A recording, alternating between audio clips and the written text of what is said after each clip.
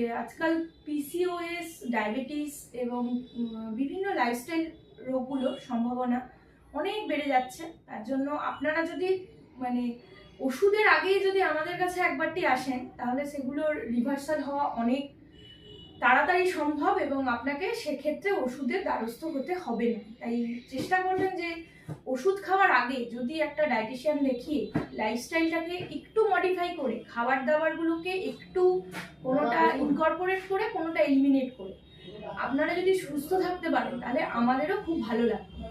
খাবার মানে এমনভাবে আমরা দেব যেটা আপনাকে মানে মানে গতানুগতিক ধারায় থাকবে না। নিত্য নতুন কিছু না কিছু রেসিপি তো থাকবেই এবং সেটা কিন্তু খেতেও টেস্টি হবে, কথা দিলাম। খাবার মানে সেটাকে বোরিং করে দেওয়া হবে না, সেদ্ধ সবজি সেদ্ধ ডাল খেতে বলা হবে না। এটা কোনো সাজা নয় যে আপনি ডায়েট করছেন। অতএব আপনি চেষ্টা করুন যে আপনার খাবারটাকে একটু মডিফাই করার এবং সুস্থ থাকার।